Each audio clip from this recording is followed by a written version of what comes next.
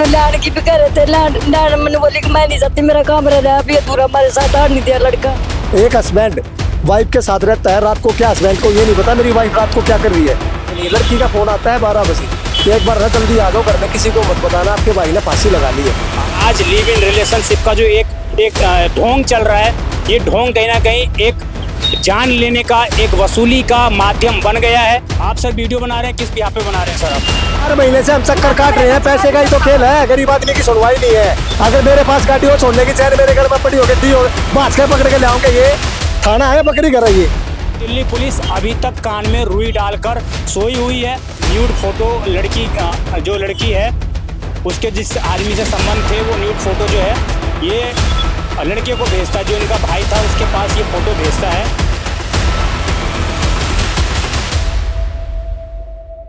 हमारा समाज निरंतर आधुनिक होता जा रहा है और आधुनिक समाज के अंदर कई बुराइयां भी आती जा रही हैं। ऐसी एक बुराई समाज के अंदर है लिव इन रिलेशनशिप की। और कहीं ना कहीं लिव इन रिलेशनशिप अब इतना खतरनाक भारत के अंदर होता जा रहा है कि ये एक दूसरे की जान लेने में आमादा हो रहा है। मैं आपको बता दूं, मैं इस वक्त नरेला में मौजूद हूँ। मेरे पीछे आप देख सकते हैं नरेला का पुलिस स्टेशन है और एक लड़की जो है किसी तरीके से वो पहले विवाहित थी, उसको चंगुल में फंसाया, एक लड़के को चंगुल में फंसाती है। उसके तत्पश्चात उस लड़के को, जैसा कि परिवार वाले आरोप लगा रहे हैं कि उसकी मृत्यु करवा दी जाती है, उसको मार दिया जाता है और ये कह दिया जाता है कि उसने फांसी लगाकर आत्महत्या कर ली। क्या इसके कारण हो सकते हैं, परिवार से जानते हैं किस तरह का क्या मामला है। हमने अपने चैनल पे भी ठीक 3 महीने पहले परिवार और उस लड़की की जो बात थी उसको सुनाया था और आज दोबारा उस परिवार के बीच में हम पहुंचे, जो पीड़ित परिवार है, जिनकी तरफ से उनका चिराग आज उनके बीच में नहीं है, उनके बीच में हम पहुंचे और जानते हैं कि आखिरकार पुलिस ने अभी तक क्या उनकी कार्रवाई की है कि नहीं की है और किस तरह बातें अब चल रही है और क्या। लड़की का नाम है कोमल, रहने वाली है जगदीशपुर की और शादी हो रखी है उसकी समाल सापला के पास है। उसका हस्बैंड नंदोइया है उसका बड़वासनी का, जिसके साथ उसकी पिक्चर है गलत, जिसने फोटो शेयर किए गए हैं। आप देख सकते हैं तमाम डॉक्यूमेंट है यहाँ पर, बाकायदा उस लड़की की भी फोटो है, ये भाई का फोटो है जो भाई अब इस दुनिया में नहीं है। परिवार का क्या कुछ कहना है हम इन्हीं से जानते हैं लगातार। ये देखिए डीसीपी ऑफिस तक भी इन लोगों ने लेटर पे लेटर लिख रखे हैं, लेकिन अभी तक किसी भी तरह का कोई सुनवाई नहीं की गई है। क्या नाम हुआ सर आपका? जितेंद्र नाम है जी मेरा। क्या? हाँ बताइए। 4 महीने से चक्कर काट रहे हैं नरेला थाने में। भाई मार रखा है इस लड़की ने, ये बोल रही है इसने फांसी लगा ली और मैंने इसको अकेले ने, इसने मेरे हाथ बांध दिए और मैंने इसको अकेली ने फांसी से उतार भी लिया और ये नीचे गिर गया, जबकि इसको कहीं चोट भी नहीं है, गले पे कोई निशान नहीं है। इनका कान के नीचे राइट साइड में निशान है, जिससे कि साफ साफ पता चल रहा है उन्होंने मारपीट की गई है, इसके साथ मारा गया है लड़का। और 4 महीने से हम थाने में चक्कर काट रहे हैं, डीसीपी साहब के पास पहुंच चुके हैं, एसीपी साहब के पास, जबकि लड़की के सभी एविडेंस मेरे पास है। लड़की के नंदोइया ने गलत पिक्चर अपनी सेंड करी हुई है, अपनी और इस लड़की की सारी गंदी फोटोज, गंदी वीडियोज, जो कि मैंने एक डीवीडी बनवा रखी है। लेकिन एसएचओ साहब का कहना है इन सबूत के आधार पर इस लड़की के खिलाफ या उन 5 लोगों के खिलाफ कोई मुकदमा नहीं बनता। हमारे को गुमराह। एक बार आप मुझे केस थोड़ा बता दीजिए हमारे ऑडियंस को कि किस तरह केस था, किस तरह वो दोनों जुड़े आपस में और फिर क्या ऐसा मामला हुआ? ये एक्चुअली क्या था, ये दोनों कभी साथ में पढ़ते होंगे। मार्च में 2024 22 तारीख की बात है, ये दोनों भाग गए, लड़की और उसका हस्बैंड अपने वहाँ बुलाते थे इसको ससुराल में। हमारे को पता नहीं था इस बातों को, हमारे को चैटिंग से पता चली है भाई के फ़ोन से, जब वो मेरे को मिला है कि वो पहले भी वहाँ जा चुका है। लड़की की स्टेटमेंट ये है कि मैं प्रेग्नेंट हूँ, उसको ब्लैकमेल कर रही है, मैं अपनी नस काट लूंगी, लड़की को मार दूंगी, मेरे को ले जा। लड़की बोल रही है आपके भाई को कि मैं प्रेग्नेंट हूँ, मेरे को लेके। वो शादीशुदा है? हाँ शादीशुदा भी है और भाई पे इल्जाम लगा रही है कि मैं प्रेग्नेंट हूँ तेरी वजह से। उसको ब्लैकमेल करके भगाने में उस लड़की का हाथ है, उसके हस्बैंड का है, जबकि नंदोइया और ननद और उसकी सास, उनके फ़ोन से भी फ़ोन हो चुके हैं भाई पे। कॉल डिटेल निकलवा के देखो आप, सब मैंने निकाली है, सभी के नंबर है। एक हस्बैंड वाइफ के साथ रहता है, रात को क्या हस्बैंड को ये नहीं पता मेरी वाइफ रात को क्या कर रही है। वो बोल रहा है मैं तो कंबल में ऐसे सो जाता था, तो क्या हस्बैंड को ये नहीं पता मेरी वाइफ किससे बात कर रही है। सब ठीक है, वो लेके जब चले गए उसके बाद वो लेके उसको चले गए। 2 महीने वो उज्जैन में रहा है आपका भाई और मेरा भाई और वो लड़की, और साथ में एक 2 साल की लड़की भी है उस लड़की की। 2 महीने वहाँ उज्जैन में वो रहा है, उसके बाद रामपुर में वो आ गया। लड़की की स्टेटमेंट हुई सोनीपत कोर्ट में कि मैं अपनी मर्जी से भागी हूँ। लड़की ने ये स्टेटमेंट जब उनके परिवार की तरफ से केस किया गया होगा तो कोर्ट में उसने बोला कि मैं अपनी मर्जी से भागी हूँ। से भागी हूँ और ना कि इनका मैं कुछ लेके भागी हूँ वहाँ से ससुराल से, और मैं अपने हस्बैंड के साथ नहीं रहना चाहती, मैं इस धर्मेंद्र के साथ रहना चाहती हूँ। स्टेटमेंट कोर्ट में मौजूद है, सोनीपत कोर्ट में। उसके बाद वो लामपुर में आ गया कि भाई स्टेटमेंट मेरी हो चुकी है, पुलिस वाले मेरा बयान ले गए हैं, लड़की का भी ले गए हैं कि मेरे को अब काम धंधा करना पड़ेगा, खाऊंगा कहाँ से, नहीं तो 2 साल की लड़की भी, एक पेट उस लड़की का भी था, तीसरा वो मेरा भाई हो गया। और ड्यूटी करता था एमसीडी में, वो ये इसलिए आया था यहाँ वापिस के मैं अब अपनी जॉब करूँगा। उज्जैन में 2 महीने वो लोग रहे, फिर आप लोग बता रहे थे कि 4-5 लोग जो है धमकाने के लिए भी वहाँ पर पहुंचे थे। वहाँ पे वो लड़की के परिवार वाले थे, लड़की के ससुराल वाले थे, उसका नंदोइया, उसकी ननंद, उसकी सास, उसका हस्बैंड, एक वो बच्चा बता रही है, वो लड़की थी साथ में।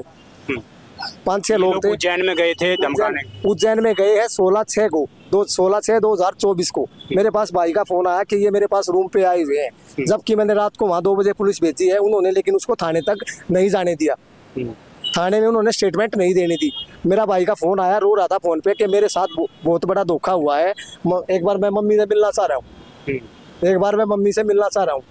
वो आया वहाँ से ट्रेन पकड़ के, 17 तारीख को उसने ट्रेन पकड़ी, 18 तारीख को करनाल बाईपास से मैंने 9 बजे ड्रॉप किया है लामपुर में। एक दूध की थैली उसने मंगाई, लामपुर नरेला में लामपुर नरेला में 9 बजे मैंने उसको रूम पे छोड़ दिया, जबकि एक दूध की थैली मैंने ला के दी। उस दूध की थैली से ऐसे पाड़ के गैस पे रखी हुई है, एक कप चाय भी नहीं बनी। लड़की का फोन आता है 12 बजे कि एक बार ना जल्दी आ जाओ घर में, किसी को मत बताना आपके भाई ने फांसी लगा ली है। आपको फोन आता है लड़की का? हाँ, कि आपके भाई ने फांसी लगा ली है, एक बार जल्दी आ जाओ। जैसे ही मैं मौके पे वहां पहुंचता हूँ, मेरा भाई नीचे गिरा हुआ था, ना कि वो फांसी पे लटक रहा था, चुन्नी ऐसे लहरा रही थी, वो नीचे गिरा हुआ था, उसके मुंह से झाग निकल रहे थे, पेशाब निकला हुआ था, लेकिन उसमें सांस थी। मैं उसको वहां से लेके भागा। मैंने उससे पूछा भाई तूने क्या किया, कोई चिल्लाती, कोई रुका मारती है, पड़ोस में और भी घर है, वहाँ पे और भी घर है पड़ोस में, किसी को चिल्लाई चीखी, इसको तू रोक भी सकती थी। अगर मैं हैंगिंग करता हूँ या मेरे भाई ने हैंगिंग की है तो क्या वो उस लड़की के हाथ आगे बांधेगा, पीछे बांधेगा? जिसको मरना है। वो लड़की ये कह रही है कि इसने मेरा, आपके भाई ने उसका हाथ बांध दिया था कुर्सी से, मारे, हाँ, और फिर उसने फांसी लगा ली। जबकि लड़की को कहीं निशान भी नहीं है, 84 किलो का लड़का, वो 4 फुट की लड़की, उसको बांधेगा तो निशान नहीं पड़ेंगे क्या उसको? और बांधेगा तो वो पीछे बांधेगा, कैसे खुलेगी? जिसको मरना ही है वो अपना पूरा इंतजाम करेगा कि इसको पीछे बांधू, मुंह बांधू, इसका चिल्लाए नहीं।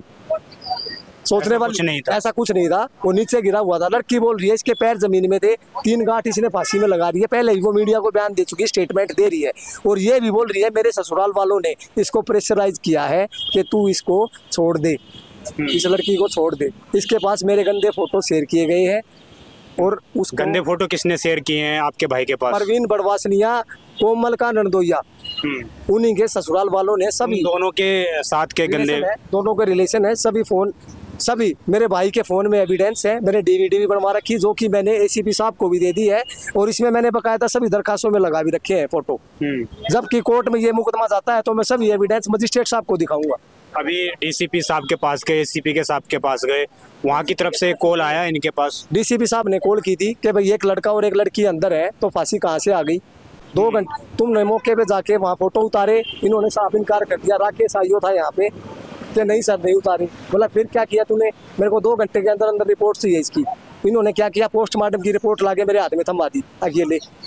बोला इसमें तो हैंगिंग है, फांसी खा रखी, इसका कोई मुकदमा ही नहीं पड़ता। अगर फांसी खाई है तो उसने क्यों खाई, वहां तक क्यों नहीं जा रहे हैं, ये पूछताछ क्यों नहीं कर रहे हैं, क्यों खाई उसने फांसी, जी, जबकि उसमें कोई नशा नहीं, कोई ऐब नहीं है। माँ जी, आपका लड़का जवान लड़का था, जब आप उज्जैन मिलने के लिए गई थी उससे? हाँ जी, हाँ, माँ गई, उन्होंने लान की भी कह रहे थे, लान मैंने बोली कि मैं नहीं जाती, मेरा काम रह रहा है, अभी अधूरा, हमारे साथ आड़ नहीं दिया लड़का। ये लड़की ने बोला है? हाँ जी, अगर मेरा काम अधूरा रह रहा है, मैं बाद में आऊंगी, मेरा उल्टी लग गया है, हम अकेले बैठा दिए और आप वहीं रही। लड़का नहीं मंदिर में गया, हमारे पास कहीं भी नहीं गया, हमारे गला उससे के दौरान जाने न दिया उसने। अरे रोज चक्कर काटता थाने में, ये भी कोई कार्रवाई नहीं करे, कल आइए परसों आइए, रोज ऐसे रखते हैं। 4 महीनों के चक्कर काटते हुए, पहले एसएचओ बदल दिया, आईओ बदल दिया, एसीपी साहब कह रहे हैं हम तुम्हारा आईओ चेंज कर दिया है, अब कार्रवाई होएगी, अब होएगी। 4 महीने से यहाँ चक्कर काट रहे हैं। आज बुलाया गया कि 500 आदमियों को बुला रखे हैं, 2 घंटे से यहाँ खड़े इंतजार कर रहे हैं। अब कह रहा है मैं पोस्टमार्टम पे हूँ। ये इस थाने का हाल है। पुलिस ही ऐसे काम करेगी तो आम पब्लिक कहाँ जाएगी? आपको भी धमकी धमकी दी जा रही है? मेरे को भी धमकी की, व्हाट्सएप पे कॉल आई थी मेरे पास। तू क्या कह रहा है कि मेरा भाई 10 दिन LNJP हॉस्पिटल में एडमिट था, उसकी हालत सीरियस थी। मैंने उस ये तमाम दर्शकों वो सबूत हैं जो कहीं ना कहीं दिखाते हैं कि किस प्रकार जो है ये परिवार पिछले कई दिनों से लगातार जो है DCP ऑफिस तक, तमाम आला अधिकारियों तक पहुंच चुका है और सभी को ये चीज़ें बता चुका है। बल्कि आला अधिकारी नरेला थाना में कॉल भी कर चुके हैं कि किसी तरह इनके खिलाफ जो है केस दर्ज किया जाए, क्योंकि पीड़ित परिवार का पक्ष जो है वो जायज़ है और सारे सबूत इन लोगों के पास हैं। मैं आपको कुछ फ़ोटो भी दिखाना चाहूँगा, जिस फोटो में ये लोग दिखा रहे हैं कि किस प्रकार जो है न्यूड फोटो लड़की जो लड़की है उसके जिस आदमी से संबंध थे वो न्यूड फोटो जो है ये लड़के को भेजता है, जो इनका भाई था उसके पास ये फोटो भेजता है और उसको दिखाता है कि ये लड़की का कैरेक्टर ही ऐसा है। तो ये चीज़ें जो है ये मैसेज भी है, ये धमकी बड़ा को मैसेज भी दिया हुआ है। अब सवाल ये उठता है कि दिल्ली पुलिस के पास ये तमाम सबूत जो परिवार है, पीड़ित पक्ष है, वो लेकर इन लोगों के पास आ रहा है, लेकिन दिल्ली पुलिस अभी तक कान में रुई डालकर सोई हुई है। दिल्ली पुलिस इस परिवार का दुख जानने का प्रयास नहीं कर रही है। दिल्ली पुलिस पिछले 4 महीने से लगातार इस परिवार को महज और महज खाने के चक्कर लगवा रही है। ये परिवार 20-25 किलोमीटर से चलकर, हरियाणा राज्य से चलकर रोजाना हर दूसरे तीसरे दिन नरेला थाने के चक्कर लगातार महज FIR दर्ज करवाने के लिए, लेकिन अभी तक केस को 4 महीने बीत चुके हैं। दिल्ली पुलिस ने अभी तक FIR तक रजिस्टर नहीं की है। DCP साहब ने कॉल कर दिया SHO थाने के अंदर, तभी उसके बावजूद अभी तक जो है FIR तक लॉन्च नहीं की गई है लड़की के खिलाफ। और कहीं ना कहीं ये चीज़ें दिखाती हैं कि किस प्रकार दिल्ली पुलिस की जो कार्रवाई है कितनी सहजता से, कितनी निष्पक्षता से पीड़ित परिवार के साथ इंसाफ करती है। उसके साक्षात सबूत ये लोग हैं जो पिछले 4 महीने से दर जो है ठोकरे खा रहे हैं नरेला थाना के, लेकिन दिल्ली पुलिस केस रजिस्टर करने को तैयार नहीं है। नए SHO राजेंद्र सिंह गुज्जर, उनका कहना है कि ये एविडेंस काफी नहीं है उनको उन्हें सजा देने के। उन्होंने कोई अपनी तरफ से एविडेंस जुटाए? हाँ, नहीं, कोई जुटाया नहीं, कुछ नहीं किया अभी तक। सब आप लोगों ने जुटाए? सब मैंने जुटाए हैं, पर उनको दिखाने के बावजूद भी बोल रहे हैं इन सबूतों पे थोड़ी कुछ होता है। ये तो दुनिया घूमती है ऐसे, जी दुनिया घूम रही है। पुलिस के बयान है, SHO के बयान है। फिर बोलता है कल आना, फिर कह रहा है 3 दिन बाद आना। 3 दिन बाद आता हूँ, 4 चक्कर लगाए, तीसरी बार बोलता है इन सबूतों के तौर पे कोई मुकदमा नहीं बनता। फिर बोलता है कि मैंने नोटिस करा दिए उनके, आज बुला रखे हैं। अब 2 घंटे से मैं यहाँ खड़ा हूँ, अभी तक ना तो कोई SHO है, ना IO है, ना वो अगली पार्टी आई है। कोई नहीं आया, मतलब पहले सेट हो गया मामला। और हमारे सामने बुलाने का क्या मकसद है? उनका चालान करो, तो मैं लिखित में दे रहा हूँ, दरखास्त दे रहा हूँ, उन्होंने मारा है, वो तो कोर्ट साबित करेगी ना ये गुनहगार है या नहीं है। तुम उसको उठाओ, मैं दरखास्त दे रहा हूँ। पुलिस अपने आप इंसाफ दिला रही है, अपने आप इंसाफ दिला रही है। कह रही है भला क्या होगा इस पे? तुम अपना काम तो करो, उनको उठाओ, अंदर करो। हाँ, तुम अंदर, वो तो कोर्ट मजिस्ट्रेट साबित करेगा ना, वो सबूत मैं वहां दूंगा, वो साबित करेंगे गुनहगार है या नहीं है। जब मैं दरखास्त दे रहा हूँ भाई इनको उठाओ, इन्होंने मारा है, इन्होंने मारा है, ये उनका क्यों नहीं उठा रहे? पैसा खा रहे हैं, पैसे खा रहे हैं। 4 महीने थोड़े नहीं है। 28/6 को एक्सपायर हुआ था, 18/6 की घटना है। 18/6/2024 की ये घटना है। 28/6 को एक्सपायर हुआ है। 10 दिन LNJP में रहेगा, जब किया वहां तक भी नहीं पहुंचा। हॉस्पिटल के कैमरे खुलवा के देख सकते हो आप। हाँ, IO का क्या फर्ज नहीं बनता क्या कि मैंने कंप्लेंट कर दी कि वहां जाके देखूं पेशेंट की क्या हालत है? वहां तक भी नहीं पहुंचा। इसका क्या मतलब समझे? हम पैसे खा रहे हैं जी। तो ये तमाम गरीब आदमी, हमारा जोत नहीं है नोट देने का। यहाँ इंसाफ के लिए सरकार, मोदी जी के पास भी जाऊंगा, ऊपर लगाऊंगा दरखास्त, यहाँ कार्रवाई नहीं होगी तो ऊपर भी जाऊंगा और ऊपर तक भी जाऊंगा। आप सर वीडियो बना रहे हैं, किस बिहाफ पे बना रहे हैं सर आप? नहीं, आपको क्या है सर, बताइए आप। हम कुछ गलत काम कर रहे हैं सर? फिर आप 2 MP अरेस्ट कर दो, आप किस लिए खड़े हो? हम तो सर पीड़ित परिवार का पक्ष सुनने के लिए आए। बना लो आप। तो आप वीडियो क्यों रिकॉर्ड कर रहे कोई कार्रवाई नहीं हो रही, खड़े हैं हम, कोई कार्रवाई नहीं करी पुलिस ने। मेरा लड़का मारा क्या है? कोई नहीं बना। आप सर वीडियो क्यों बना रहे थे? आप सर वीडियो सुन, मेरी ड्यूटी है, ठीक है, मुझे हमारी संतरी मेरी ड्यूटी है, क्या मेरे काम कुछ मतलब आपका वीडियो बनाने का काम तो नहीं है सर? मैं क्या करता हूँ, मेरा काम है पूछताछ करना। हम कुछ संदिग्ध काम कर रहे हैं। नहीं, आप करो, हमें कोई मतलब नहीं। पूछताछ ना करते आप, करो आप। वीडियो तो बनाने के लिए जी, ये आपने देखा? उनके तो तोरे कमने लग रहा है, उनके तो तोरे में हमारी वीडियो बनावा है। थारे मरा तो बेरा लगा है, शर्म होता तो पता नाम जाम की तनखा कुत्ता है, इनके मरा तो बेरा लगा है। बोल रहे हैं कुछ नहीं होगा, इन सबूतों के आधार पे कुछ नहीं होगा। मैं दिखाऊंगा मजिस्ट्रेट के सामने, PM के पास भेजूंगा, प्रधानमंत्री के पास भेजूंगा ये सबूत में सारे। इनका कहना है, आप अंदर चल के SHO के बयान सुनो क्या कह रही है। कमिश्नर के पास आइयो क्या? जाएंगे, कोई सुनाई नहीं हो रही हमारी, कोई भी सुनाई। अब कल आइए परसों आइए, नू रोज धमका दे अपने। चक्कर कटवा रहे हैं, थाना है बकरी घर है ये। राकेश आइयो का तक बीज मट रहा, बीज मटने का मेरा नोट खा रहा, बीज मटना तो जुगाड़ता भी होता है।